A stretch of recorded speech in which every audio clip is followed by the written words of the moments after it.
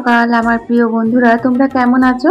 আশা করি যে যেখান থেকে আমার ভিডিও দেখছো কাছে দূরে সবাই অনেক ভালো আছো, সুস্থ আছো। আসানসোল থেকে আমি অর্পিতা তোমাদেরকে সাথে নিয়ে আবার একটি নতুন ব্লগ শুরু করে দিয়েছি। তো বন্ধুরা, এখন বাজে 5টা, আর এখন সময় 5টা মানে বুঝতেই পারছো অনেকটা ভোর থাকে। তো দেখতেই পাচ্ছ এখন অনেকটা অন্ধকার রয়েছে। তো বুবলা আমার সাথে উঠেছিল, তো ওকেই বললাম শোন তুই একটু ক্যামেরাটা ধরে দে, আমি একটু দৌড়ে জলটা ঢেলে দিয়ে আসি। তো দৌড়ে আমি জল ঢেলে দিয়েছি, তারপর দেখো এখানে গোবর জলের ছিটে দিয়ে দিচ্ছি সারা উঠোনে।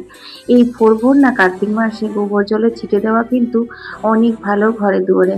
তো আমাদের সদর দরজাটা তো ধুয়েই দেওয়া হয়, তারপর বাকি যেই যতটা মানে উঠোন, তারপর গলিটা সিমেন্ট করা আছে, সব জায়গাতে না আমি একটু গোবর জলে ছিটে দিয়ে দিই।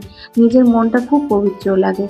আর হ্যাঁ, গোবর পাওয়া যায় কিভাবে তোমাদের আমি এর আগের দিন ব্লগে বলেছিলাম যে আমি যখন মন্দিরে সন্ধ্যে দিতে যাই তখন মাঝের মধ্যেই দেখি কিন্তু যে রাস্তায় গোবর পড়ে আছে, কারণ মন্দিরের সামনে অনেক গরু থাকে।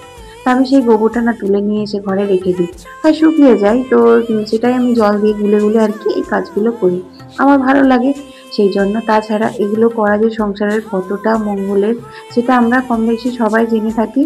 তো দেখো এখন কিন্তু আমি তুলসী মন্দিরটাও ধুয়ে দিলাম, কারণ এখন রোদ আসতে অনেক দেরি রয়েছে। তো এখনো কিন্তু আমি চাটা কিচ্ছু খাইনি জানো তো, শুধুমাত্র মুখ টুক ধুয়ে বাসি কাপড় ছেড়েই এই কাজগুলো সেরে নিলাম। এরপর চলো এক গ্লাস গরম জল খেয়ে আর এক কাপ চা খাবো।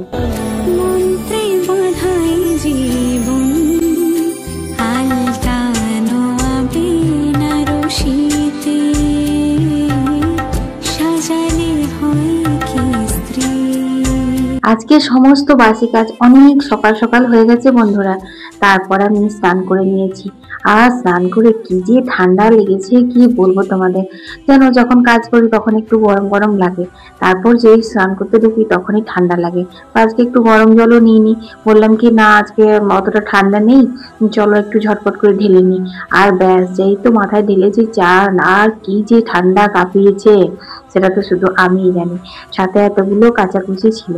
তবে হ্যাঁ, এখন এই যে মিষ্টি মিষ্টি রোদটা গায়ে লাগছে, খুব ভালো লাগছে জানো তো। কিন্তু একটা প্রবলেম আছে, এই শীতকালের দিনে না মাথায় স্নান করার পর যদি ঘর ভিতরে থাকতে হয় তাহলে আর দেখে কে। হ্যাঁ, রোদে বসে বসে একটু চুল শুকিয়ে নিলে মন্দ লাগে না, কিন্তু কত তো সময় নেই তোমাদের অর্পিতার হাতে। তো এই দেখো বুবলাকে খেতে দিয়ে দিয়েছি, এখন কিন্তু বেশ অনেকটাই বেলা হয়ে গেছে। তো এখন আমি দেখো পুজো টুজো দিয়ে চলে এসেছি রান্নাঘরে। আর ওই যে দেখছো আমার মুড়ি চপ আর চানাচুর বাড়া আছে, আমি পরে খাবো। এখন আগে ভাবলাম ভাতটা বসিয়ে দিই, আর এদিকে কুকারে আলু সেদ্ধ করে জল ঝরাবো। ফুলকপি আলু দিয়ে ভাবছি মাছের ঝোল করব, তো সেই কারণে আলুটা সিদ্ধ দিতে বসিয়েছি। তো খাবো ভাবলাম, তাকে দেখিয়ে দিকে কলের জল চলে এসেছে। তো বললাম না, কলের জলটা নিতে নিতেই খাওয়া হয়ে যাবে। তোমরা তো দেখেইছো যে আমি খেতে খেতে কিন্তু জলটা নিয়ে নিই, মানে বসে বসে নিশ্চিন্তে খাওয়ার মতন সময়টুকু আমার নেই। আর আমি ওটা বের করতেও পারি না। তোমাদের হয়তো মনে হবে, অনেকেরই হয়তো মনে হয় তোমারই সংসার, তোমারই কাজ, তুমি তো নিজের সময় বের করেই নিতে পারো, কিন্তু হয় না জানো, যতই চেষ্টা করি ওটা আমি করতেই পারি না গো। তো দেখো সুন্দর রোদ দিয়েছে, এই শীতের সময় এরকম ঝলমলে রোদ না দিলে ভালো লাগে বলো? তো বালতিগুলো ভরছে, ভরুক, ভাতটা বসালাম, এখন রান্না বান্না কিচ্ছু হয়নি, এমনকি কাটা বাটাও হয়নি। কাটা বাটা করবো একটু পরে, এগুলো জলটা নিয়ে নেবো, তারপর কিছু খেয়ে নেবো, তারপর কাটা বাটা করবো। অনেকক্ষণ বয়ে গেল জলটা। হ্যাঁ, মোবাইলটা লাগলে কি করে হবে? তাহলে আমি কি করে করবো? কিছুক্ষণের জন্য দরকার আছে।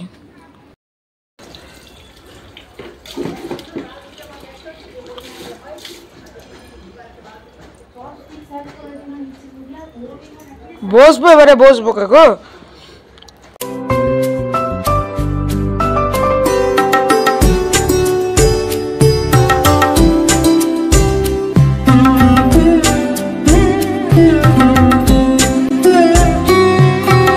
তো বন্ধুরা, এখন আমি সবজিটা কেটে নিচ্ছি। আর সবজি বলতে আজকে পেঁয়াজ শাক করবো। কালকে তোমরা ভিডিওতে দেখেছো বুবলার বাবা অনেকগুলো মানে ফুল গাছ এনেছিল, তারপর পেঁয়াজ শাক এনেছিল। তো পেঁয়াজ শাকগুলো তো আমরা ফ্রিজে ঢুকাই না, তো মানে ডিপ ফ্রিজে ঢোকালে তো এগুলো আর শাক বলে কিছু থাকবে না, নর্মাল ফ্রিজে আঁশ টাশ ঢোকায় না। তো সেই কারণের জন্য বাইরেই ছিল, তো বেশ ফ্রেশ আছে। তো আজকে ভাবছি করে দেবো। তো চিংড়ি মাছ টাছ দিয়ে ভালো লাগে, কিন্তু জানো তো পেঁয়াজ শাকে কোনো মাছ টাছ বা মাছের তেল কিছুই লাগে না, শুধুমাত্র একটু যদি রসুন ফোড়ন দেওয়া হয়। আর আজকে শুধু বেগুন দিয়ে করবো, এই পেঁয়াজ শাকটা কাটবো আর দুটো বেগুন দেবো, ব্যাস। এর মধ্যে আলুও দেওয়া যায়, আলু দিলে একটু বাড়বে। তো আমরা তো মাত্র 3টি মানুষ, তো বেশি বাড়িয়ে লাভ নেই। আর বুবলার বাবা 2 গোছা নিয়ে এসেছে হচ্ছে পেঁয়াজ শাকটা। যদি 1 গুচ্ছ আনতো, 1 গুচ্ছ, তাহলে পরে আলু দিতাম, কিন্তু অনেকটা শাক হয়েছে। আর পেঁয়াজ শাক রাত্রে খেতে নেই, তখন তো আবার গ্যাসের প্রবলেম হয়ে যাবে।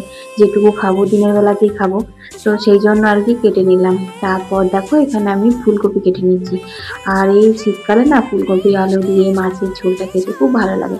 আর ফুলকপির না আর একটা রেসিপি রয়েছে, নিরামিষ রেসিপি, ওটা তোমাদের সাথে একদিন অবশ্যই শেয়ার করব। ওটার জন্য লাগবে হচ্ছে শিম। বুলা বাবাকে শিম আনতে বলবো, তারপর ওই রেসিপিটা তোমাদের সাথে একদিন আমি শেয়ার করব। তো চলো, তরকারি কাটা হয়ে গেছে আর এখন আমি বসে যাই রান্না করতে। তো রান্নাটা সর্ষের তেলেই করব। যেকোনো আমিষ রান্না সর্ষের তেলেই ভালো লাগে। আমরা অধিকাংশ সমস্ত রান্নাই সর্ষের তেলে করি। শুধু ওই ভাজাভুজি মানে বড়ার তরকারি বলো বা কোনো কিছুর কোপ্তা বলো, তখন সাদা তেলটা ব্যবহার করি। তো দেখো তেলের ওপর 5 ফোড়ন, রসুন দিলাম আর দিলাম হচ্ছে তোমার কালো জিরে, কালো জিরে, সরি 5 ফোড়ন বলে দিলাম। সর্ষের তেলে কালো জিরে দিয়েছি, রসুন দিয়েছি, কাঁচা লঙ্কা দিয়েছি। তারপর এই যে বেগুন আর পেঁয়াজ শাক দিয়ে এখন ভালো করে নাড়িয়ে চাড়িয়ে নিচ্ছি। গ্যাসটা একটু কম করে দিলাম, কারণ এই মিনি গ্যাসগুলো না খুব হাই হয় জানো, মানে ফ্লেমটা তো পুড়ে যাওয়ার ভয় থাকে, অত তো পোড়াবার নেই। তো এই যে দেখো হলুদ দিলাম আর এরপর দিয়ে দিলাম হচ্ছে স্বাদ মতো নুন। এরপর একটু নাড়াচাড়া করে ঢাকা দিয়ে দেবো। ঢাকা দিয়ে দিলেই কিন্তু জল বেরোবে আর শাক থেকে জল বেরিয়ে সিদ্ধ হয়ে যাবে। এই শীতকালে এই একটা ভালো জিনিস জানো তো বন্ধুরা, সবজি টবজি কিন্তু খুব তাড়াতাড়ি সিদ্ধ হয় বলো। আর দেখো এখানে কয়েকটা কাঁচা লঙ্কা ছাড়িয়ে রাখছি ডাঁটটা, ওই যে তোমার ঝোলে দেবো না, সেই জন্য। তো চলো এখন আমি বেটে নিচ্ছি হচ্ছে একটুখানি সাদা সর্ষে। এই রান্নাটাতে কালো সর্ষেও কিন্তু খুব ভালো হয় জানো তো, কালো সর্ষের ঝালটা একটু বেশি ভালোই আসে। কিন্তু ওই যে বললাম না সাদা সর্ষে দিয়েই করবো আজকে, এখানে ছিল হাতের কাছে, যেটা হাতের কাছে থাকে তাড়াহুড়োর মধ্যে সেটা দিয়েই করে নিই। কিন্তু ওই যে রান্নার টেস্ট, আমার হাতে জাদু আছে বুঝলে বন্ধুরা, জাদু। রান্না হেভি হয়েছিল কিন্তু। তো দেখো এখন সর্ষে বাটা দিয়ে দিলাম। তারপর এখন এটা ভালো করে নাড়িয়ে চাড়িয়ে দেখছো কতটা জল বেরিয়েছে। এই শীতের সবজি মানেই কিন্তু বিশাল জল বেরোয়। তো যাই হোক, এই জলটা কিন্তু একদম শুকনো শুকনো করতে হবে, এরকম জল রাখা চলবে না। তো দেখো এখন একদম শুকনো শুকনো করে এটা নামিয়ে নেবো। সাজালে হয় কি স্ত্রী, সিঁথিতে সিঁদুর রাঙালে হয় না তো কেউ স্ত্রী, সিঁথিতে সিঁদুর রাঙালে হয় না তো কেউ স্ত্রী। এই ফ্রাইং প্যানটাতে একটুখানি তেল রয়ে গেছিল, সেটা হচ্ছে সেই যে সেদিনকে গার্লিক চিকেন করেছিলাম না, সেদিন চিকেনটা এই ফ্রাইং প্যানে ভেজেছিলাম। তো আমাদের তো সব রান্না আমিষ হয় না, তো সেই জন্য ওই তেলটা ব্যবহার হয়নি। তো মাছের ঝোলের মাছটা ভাবলাম এই তেলে আজকে এটাতে ভেজে তুলে নিই, তারপর আমি কড়াইয়ে করে ঝোলটা করব। তো অনেকেই আছে যারা ফ্রাইং প্যানে করে মাছ টাছ ভাজে, কিন্তু আমার তো দেখিয়েছো আমি কড়াইয়েই মাছ ভাজি আর কড়াইয়ে রান্না করি, তো সে কারণে আমার ফ্রাইং প্যানটাতে একটু অসুবিধাই হচ্ছে মাছ ভাজতে। কিন্তু একটা সুবিধে কি বলতো, এই প্যানে কিন্তু অনেকগুলো মাছ একসাথে ভাজা যায়, যেটা কড়াইয়ে হয় না। কড়াইয়ে আমি 2, 3, 4 এরকম করে করে ভাজি। আর প্যানটাতে ফ্রাইং প্যানে কি হয়েছে দেখো, এখানে আমি 7 পিস মাছ দিয়ে দিয়েছি একসাথে, কি সুন্দর ভাজা যাচ্ছে। তো চলো ঝোলটা এখন করে নিই। কলা পাতা মোড়া ছায়ার উত্তর, উঠোনের কোণে ছড়ানো সুদূর, কলা পাতা মোড়া ছায়ার উত্তর, উঠোনের কোণে ছড়ানো সুদূর। এই মেঘ আসে সরে যায়, উঠোনের কোণে একা বসে ঠাই, কি দেখে পুণ্য কি জানে পুকুর, পুতুল মেয়েটি সামনে মুকুর, কি জানে আধার কি জানে আলো, দুটি পুতুলের সংসার কালো, কালো ছায়া আসে দেয়া চমকায়, পুণ্যি পুকুর একলা শুকায়, পুকুর পুণ্যি পুকুর।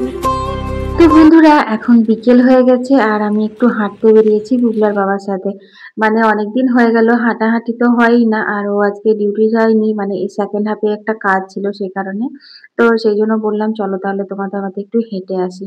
তো যাই হোক হেঁটে চলে এসেছি, হেঁটে আসার পর সন্ধে টন্ধে দিলাম। আর হাঁটতে বেরোনো মানে এখন শীতকালের দিনে বুঝতেই পারছো একটু বেশি সন্ধে হয়ে যায়। তো তাই আজকে আর মন্দিরে সন্ধে দিতে যাইনি, আজকে ঘরেই সন্ধে দিয়ে নিলাম। আর ওই যে জামা কাপড়গুলো তুলে গেছিলাম না, সেগুলো তো ভাঁজ করা হয়নি, তো সেগুলো এখন ভাঁজ করে নিচ্ছি। আর রাত্রে দেখি কি খাবার দাবার করব কি না। আজকে বুলার বাবা বলেছে যে রুটি টুটি করতে হয় না, আজকে সবাই মিলে চাউমিন খাবো আর ডিম সেদ্ধ করে দেবে, চাউমিন করব। তো তাহলে সন্ধ্যের দিকটাতে আমি একটুখানি রেস্ট পাবো। রেস্ট পাবো বলতে ভিডিও প্রচুর এডিট করা থাকে, কিন্তু কোনো দিন জানো তো সন্ধ্যাবেলায় আর মনে হয় না যে বসে বসে ভিডিও এডিট করব। ওই যে দুটো সিরিয়ালে নেশা হয়েছে, তো সেই সিরিয়ালগুলো দেখি, তারপরে না একদম আলিশ আসে। আর সিরিয়াল দেখতে দেখতে দেখি যে 9টা বেজে গেল, তারপর 9:30টার মধ্যে আবার খাবার দাবার করতে হবে, এইরকম একটা ব্যাপার হয়ে যায়। তো দেখো এখন কিন্তু রাত্রি 10টা বাজে, আমি জাস্ট এলাম, আমি দেখছি বাপরে 10টা বেজে গেছে, বুগলা তো উপরে পড়ছে। তারপর আমি চাউমিনটা করতে এলাম। তো হড়বড় হড়বড় করে করবো, আজকে আবার তোমাদের সঙ্গে শেয়ার করা হয়নি। অনেক স্পেশাল মশলা এনেছে বুঝলে চাউমিন বানানোর জন্য। ওই যে অরিগেনো এনেছে, তারপর তোমার চাইনিজ সল্ট, আরো কি কি সব নিয়ে এসেছে বুঝলে। তো সেই সব দিয়ে এখন জমিয়ে করবো হচ্ছে চাউমিন।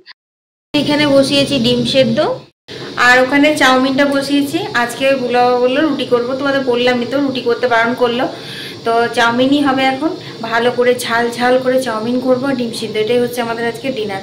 তো আজকে খুব বেশি রেকর্ডিং করিনি, যতটুকুই করেছিলাম তোমাদের সাথে শেয়ার করলাম। মন মেজাজ ভালো লাগছে না, চারদিকে এত আপদ বিপদ শুনছি, একদমই ভালো লাগছে না। তো যাই হোক সবাই ভালো থেকো, সুস্থ থেকো, কাল আবার একটা নতুন ভিডিও নিয়ে হাজির হয়ে যাবো। আমি অর্পিতা, তোমাদের অর্পিতা, টাটা।